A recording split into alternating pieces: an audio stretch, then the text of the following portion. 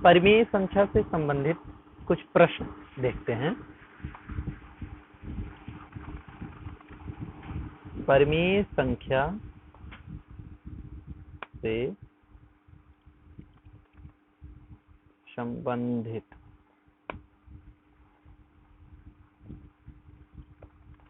संबंधित प्रश्न क्या है, आइए देखते हैं। जैसे प्रश्न आपको मिला कि 2/3 के समतुल्य भिन्न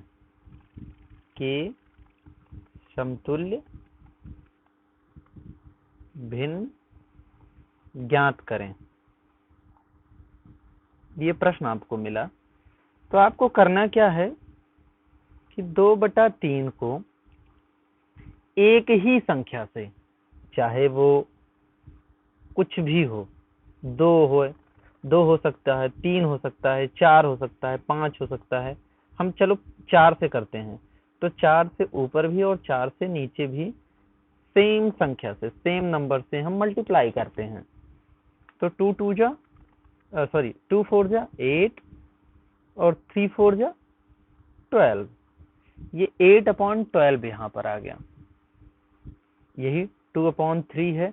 इसको हम मल्टीप्लाई 5 से अगर करते हैं तो 5 2 जा 10, 5 3 जा 15।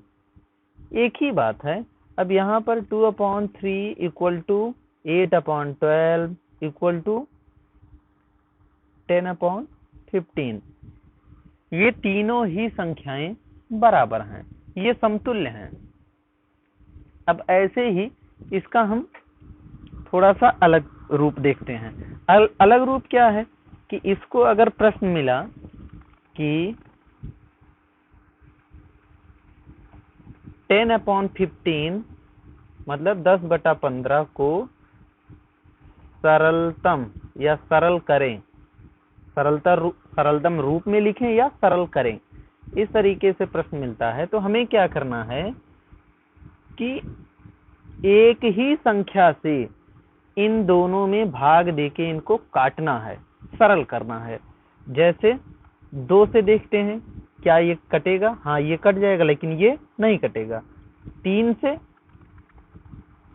4 से, 5 से, हाँ कट रहा है। 5 से ये भी कट जाएगा और 5 से ये भी कट जाएगा। तो ये 5 2 जा 10 और 5 3 जा 15। इस तरीके से ये 2/3 आ गया। ये सरलतम रूप हुआ। अभी प्रश्न और भी आ सकते हैं। जैसे लिखा जाए, एक परिमेय संख्या दी गई -5/8। बोला गया कि दी गई परिमेय संख्या के हर को निम्न रूपों में लिखो। ठीक है, निम्न रूप क्या हो सकते हैं? हर की बात हो रही है। हर का मतलब ये वाला। अब ये वाला पहला प्रश्न आपको मिल सकता है, जैसे -16, चलो 24। इस तरीके से हम 2 ही चलते हैं। अब -16 मतलब यहाँ जो आपका -5/8 है, अब यहाँ पर हमको माइनस लाना है और साथ ही साथ यहाँ पर 16 भी करना है। तो ध्यान दीजिए, 16 करने के लिए 8 है, 2 से गुणा करना होगा, लेकिन साथ ही साथ ऋण भी लाना है, तो इसके साथ हमें ऋण भी लगाना है और इसी संख्या से हमें ऊपर भी गुणा करना पड़ेगा। तो ये ऋण का और ऋण का गुणा हुआ, ये हो गया धन। 5 का 2 से हुआ, 5 दूना 10। इसका ऋण का, और यहाँ अगर कोई नहीं है तो इसको धन मानते हैं, इसको गुणा करेंगे तो यहाँ ऋण आया, और 8 का 2 से होता है तो ये हुआ 16। इस तरीके से संख्या मिलती है 10/-16। अब अगला जो है हमारे पास है ऋण 5/8। यहाँ हर में हमें 24 लाना है। 24 लाने के लिए हमें क्या करना है, इसे गुणा करना पड़ेगा कितने से, 3 से। उसी 3 से हमें ऊपर भी गुणा करना होगा। अब इसकी जगह हो सकता है हमें अगर 32 लाना होता तो हम 4 से करते, 40 लाना होता 5 से करते। तो इस तरीके से हमें जो प्रश्न दिया गया होगा उसके अनुसार हमें गुणा करना होगा।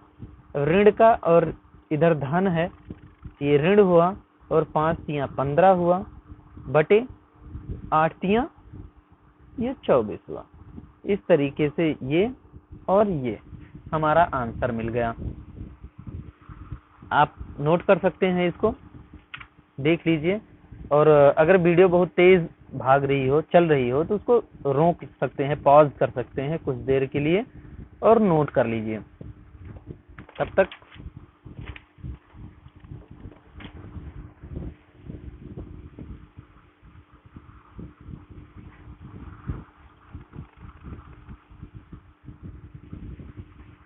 और आपको कैसे प्रश्न मिल सकते हैं,